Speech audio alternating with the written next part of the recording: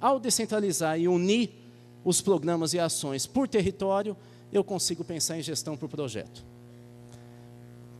Aqui é outra planilha que eu vou destacar e vou correr muito a partir daí para terminar. Esse é o conceito mais utilizado internacionalmente de controle social. É um conceito de Sher Arnstein, que, interessante, elaborou isso na década de 70 do século passado.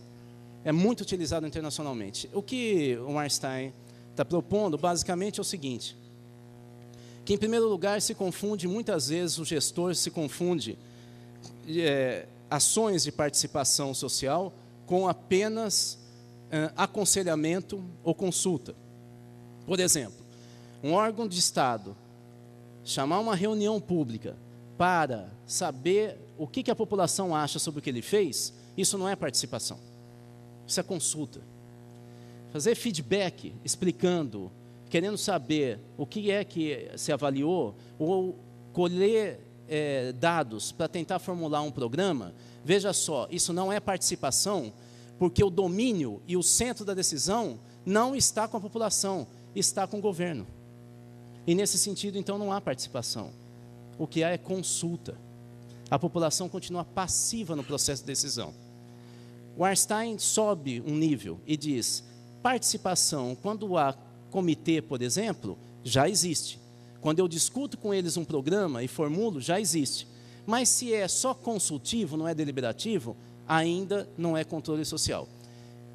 Tentando acelerar, o que Arnstein sugere como controle social é quando há cogestão ou autogestão. Quando a tomada de decisão se dá com o cidadão, que é quem tem o mando do mandato, é quem tem o poder, está isso escrito na nossa Constituição, no primeiro artigo da Constituição. Lá está escrito que todo o poder emana diretamente do cidadão, através dos representantes, ou diretamente. Nós incluímos isso na Constituição, diretamente. Isso significa que nós elegemos, mas temos direito de governar com o eleito a partir de agora, diferente das outras constituições. Por isso que nascem os conselhos. A ideia de conselho vem daí. Nós temos, segundo o IBGE, 30 mil conselhos no Brasil. De saúde, educação, de assistência social, direito da criança e adolescente, esses são os 4 mais importantes. 90% dos municípios brasileiros têm os 4. 30 mil conselhos. Um apelo que eu faço aos senhores é que comecem a auxiliar esses conselhos. Eles dirigem grande parte do orçamento social do Brasil e eles não sabem lidar com o orçamento. Essa é a função de vocês. O que eu estou querendo dizer? Acelerando aqui. Eu estou querendo dizer para vocês que sem educação não há transparência. Eu represento o Brasil em vários fóruns internacionais de transparência e controle de políticas públicas. Estive agora no México, no encontro de rendição de contas. Nós discutimos, o Brasil é um dos países mais atrasados nessa área na América Latina. O que nós estamos discutindo é exatamente isso. Não interessa o CGU fazer por amostragem uma auditoria nas contas municipais e colocar textos complexos na internet, se ninguém acessa, se só os iguais. Eu estou falando isso porque eu debati no CGU. E eles concordam. Ou seja, por que é que o Estado brasileiro não consegue elaborar de fato uma política de transparência? Mesmo quando tem a intenção. Ele não consegue elaborar porque não sabe falar a linguagem popular. Porque fala entre os pares. Porque não foi preparado para entender o que a população pensa, o linguajar, os mecanismos de consulta. Nós temos uma legislação imensa sobre acesso à informação pública, algumas em curso, mas elas não se fazem concretas, porque enquanto nós não tivermos um grande projeto de educação para a cidadania nesse país, envolvendo os senhores do fisco, nós não conseguiremos, de fato, ter transparência. E pior, a transparência pode ser utilizada como um mero discurso eleitoreiro pelos nossos governos. O que eu estou querendo dizer para vocês, então, vou finalizar, como vocês veem, eu trouxe muitas outras informações, mas já me excedi no tempo, é que eu faço aqui como um dos dirigentes no país da luta pela transparência e na América Latina, de acesso às informações públicas, eu faço um apelo para que nós façamos uma aliança. Vocês, membros do Estado, não dos governos, membros do Estado, com a sociedade civil organizada, que tem tecnologia de elaboração de controle sobre políticas públicas, elaboração de indicadores, que nós possamos construir, em primeiro lugar, um reforço àquilo que já existe. Eu daria só 2 exemplos. Primeiro, o programa de educação fiscal. É fundamental que todas as capitais brasileiras, no próximo ano, tenham o programa de educação fiscal implantado. É o programa mais importante para a carreira de vocês. É pela educação fiscal que vocês não vão aparecer como pessoas que fazem mal e tiram o nosso dinheiro, mas como pessoas que falam para onde vai o nosso dinheiro, que esclarecem à cidadania o quanto que vocês são importantes. É fundamental que vocês estejam desse lado do balcão e não do lado de lá da política eleitoral. Mas nós temos também os observatórios sociais. Nós temos já entre 50 e 60 observatórios sociais no Brasil. Nós temos pessoas aqui do Rio Grande do Sul que lideram no Rio Grande do Sul. Aqui em Santa Catarina é um exemplo de observatório social. Esses observatórios sociais tinham que ser tratados com carinho por todas as pessoas que trabalham no físico no Brasil. Mas nós temos que ir além, e eu termino aqui com uma breve provocação. O que eu gostaria é que nós nos aliássemos para criar uma grande rede de escolas da cidadania no país. Que nós pudéssemos, agora na mudança de governo, negociar recursos e talvez concentrar os recursos dispersos em muitos órgãos públicos voltados para a educação para a cidadania, em um único programa dirigido por vocês, e que tivesse como parceiros toda a sociedade civil que já vem discutindo a reforma política democrática. Fábio Conde Comparato, para citar um nome, ou seja, a USP, a área de Direito, o Fórum de Reforma Democrática, a CNBB, todos nós, os Conselhos Regionais de Economia, os Conselhos Regionais de Contabilidade, ou seja, todos nós que estamos do lado de cá, o movimento sindical, então, somos a sociedade civil, não somos governo, nem somos mercado. Que nós nos aliemos com os nossos conhecimentos, com a nossa intenção política democrática, para novamente recuperar o poder da cidadania que estava, pelo menos, teoricamente esboçado na Constituição de 88. Nós estamos perdendo a luta pela democracia e descentralização do país.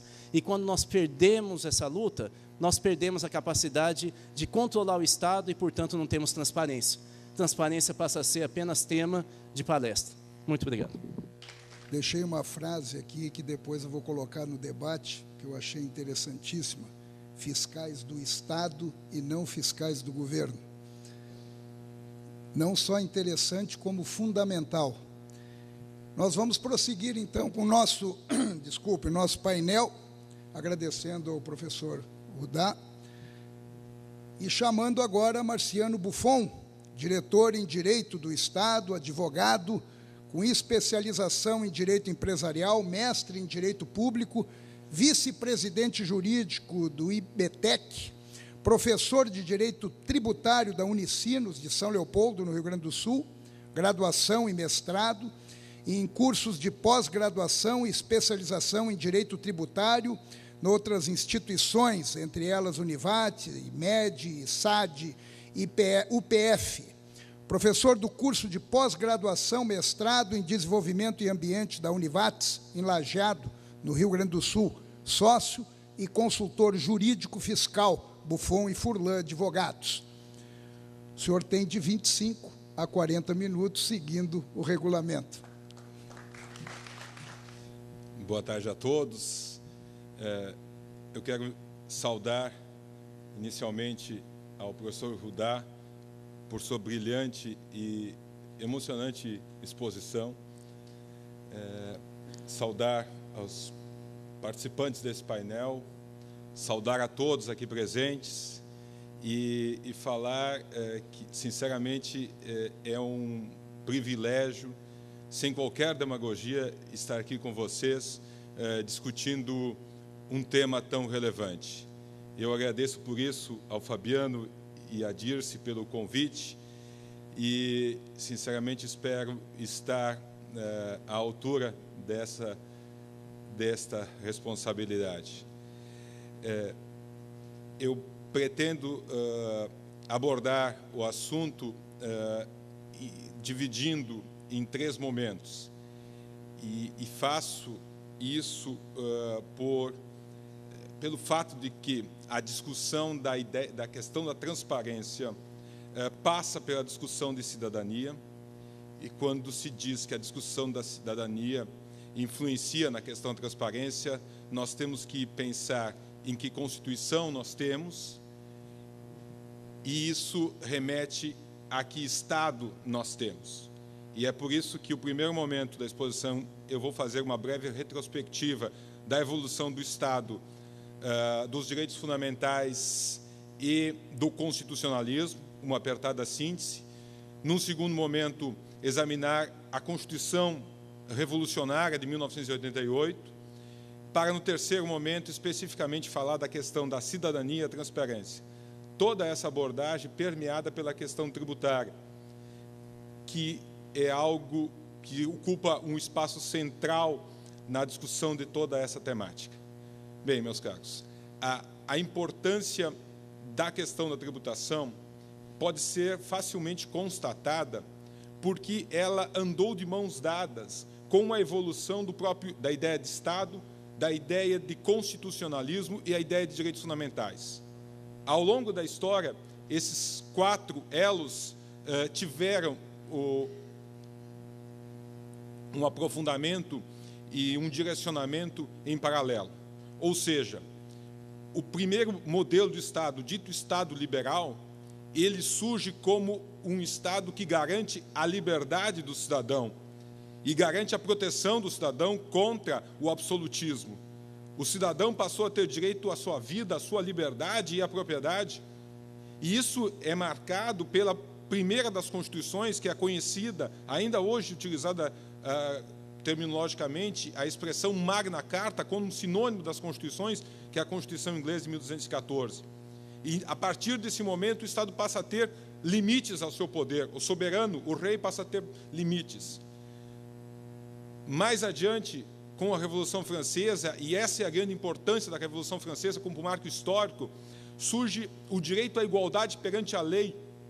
A burguesia, a classe social que ascende ao poder, passa a ter o direito a ser tratado da mesma forma como a aristocracia até então era tratada. E essa é a grande importância da Revolução Francesa. Já no século XIX, com o surgimento da outra classe, que é a classe dos trabalhadores, surgem novas necessidades, novas exigências, e com isso surge uma nova formatação do Estado, que é o denominado Estado Social. E os primeiros passos desse Estado são percebidos na Alemanha, lá por 1870, quando o Estado passa a estabelecer, mediante lei, a proteção do trabalhador em relação ao acidente de trabalho. Mas, ao final do século XIX, surgem as primeiras leis que dizem respeito a planos de aposentadoria e auxílio-doença.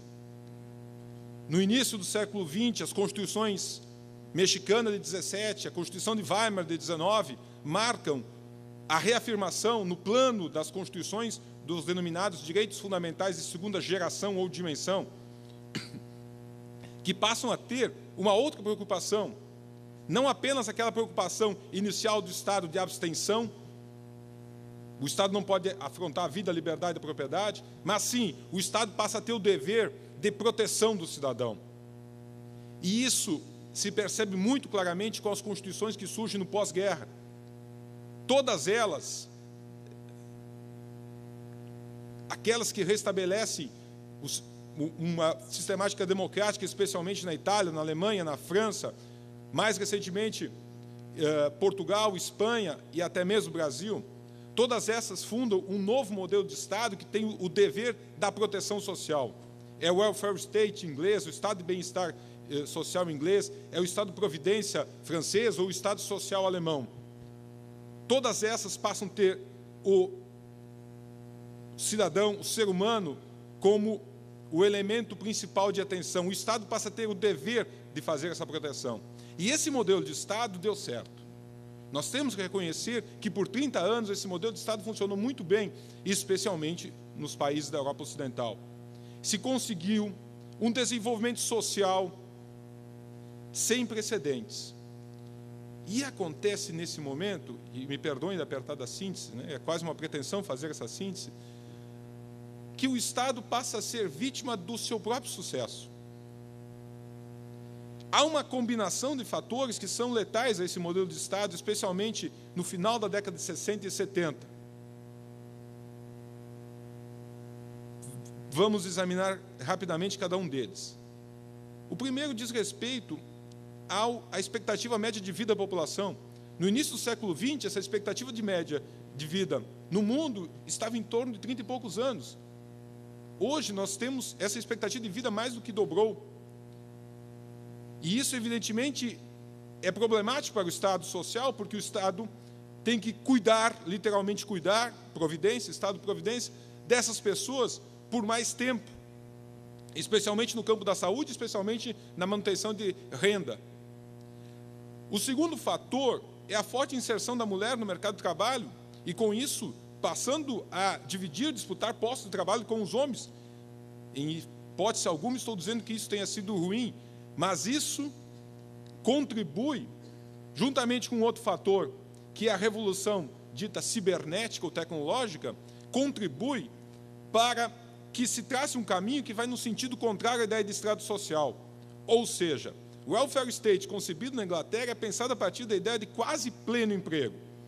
No momento que há níveis de desemprego elevados, o Estado, de um lado, tem uma reduzida base de tributação e, por outro lado, passa a ter o dever de manter esse cidadão que não tem mais acesso ao emprego. E aí surge uma nova classe de trabalhadores que pode ser denominada quase de inempregável. Ou seja, aquilo que conseguiam fazer, sabiam fazer, estavam treinados a fazer, já não é mais útil economicamente. E rapidamente nós podemos pensar em uma série de atividades onde se percebe claramente isso. E aí chega-se a uma conclusão: esse Estado social não funciona. Keynes estava equivocado. E, especialmente nos Estados Unidos, surge uma nova concepção com uma força também sem precedentes, que é denominada de neoliberalismo. Que, aliás, o próprio termo é discutível, porque não guarda as características básicas do liberalismo clássico, que é aquela defesa da liberdade do cidadão, a proteção do cidadão contra o arbítrio do Estado. O novo liberalismo, ele é diferente do liberalismo clássico, porque tem um outro fator que está intrinsecamente relacionado a ele, que é típico dos nossos tempos, que é o individualismo extremado. Os neoliberais americanos dizem o seguinte: o Estado não pode intervir na economia. Só que tem uma vírgula logo após essa frase. Vírgula. A não ser que seja para conceder benefícios para mim. Aí o Estado tem que intervir na economia. O Estado não tem que se preocupar com essa questão de redução das desigualdades. Ao longo do tempo, automaticamente as desigualdades serão reduzidas. Vamos deixar o bolo crescer para depois dividir? Lembre desse discurso da década de 80, aqui no Brasil. Só que ninguém está disposto a dividir nada. Não é da lógica do capital a divisão. A lógica do capital é a concentração. Esse novo modelo ganha força de quase concepção única. Ideologicamente se reafirma de tal forma que se passa a imaginar, tem autores dos Estados Unidos como Francis Fukuyama, que chega a proclamar o fim da história. Nada de novo vai se criar a partir de agora. E ele ganha força aliado que está com o modelo de globalização das relações econômicas, que é pensado exclusivamente a partir do elemento econômico, e não do elemento social, não do elemento humano. E é por isso, das críticas todas que merece esse modelo de globalização, não que a globalização seja algo ruim em si, ela pode ser muito positiva para a sociedade. E ser contra, genericamente, a globalização é tão irracional como ser contra a comunicação. O que se pode dizer que não funcionou é esse modelo de globalização fundado a partir do pensamento único neoliberal. Esse não funcionou, porque ele produziu desigualdades entre nações e dentro dos países sem precedentes. Vejam o caso do Brasil. Vejam o caso do Brasil. Nós não tivemos aqui, meus caros, um Estado social. Nós não tivemos um Estado social quando os europeus tiveram. Os primeiros passos de um Estado social podem ser percebidos na primeira década desse século. Mas antes nós não tivemos. E com isso, a implantação aqui do ideário neoliberal produziu um país que é tão desigual como alguns países africanos. O Brasil ocupa a 7ª ou 8ª posição de país mais desigual do mundo. Será que nós não conseguimos pensar numa solução a essa forma? Será que a 7ª economia do mundo, como dizia o professor Rudá, não consegue ser criativo o suficiente para que nós não aceitemos esse rótulo e essa situação de estar disputando com alguns países africanos o posto de país mais desigual do mundo? Será que a desigualdade é algo natural? Será que a pobreza é uma escolha? Meus caros, talvez seja mais desejo do que realidade, mas eu acredito que 2008 marcou, pelo menos do ponto de vista teórico, o fim dessa concepção dita neoliberal. E a partir daí nós estamos num momento especial das nossas vidas. Que Estado nós queremos ter?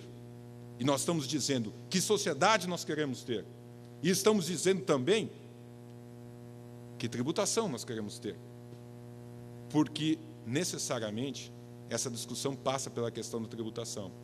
Porque, meus caros, no Brasil, nós temos um modelo de tributação concebido sob auspícios da concepção neoliberal que é inconstitucional, que nada tem a ver com a Constituição de 88.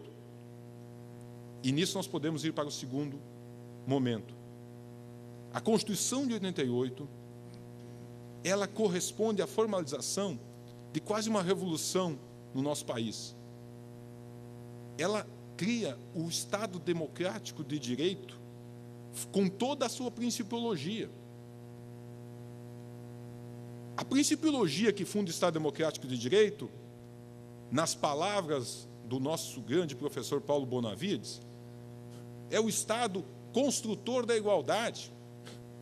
Não é por acaso que lá no artigo 1º da Constituição está claramente contido que esse Estado é fundado na ideia de dignidade da pessoa humana.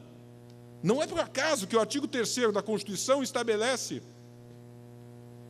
que os objetivos fundamentais da existência desse nosso Estado é uma construção da sociedade livre, justa e igualitária, a erradicação da pobreza, a redução das desigualdades sociais e regionais. O que se fez nesse país para negar a Constituição, para impedir que ela produzisse efeitos jurídicos?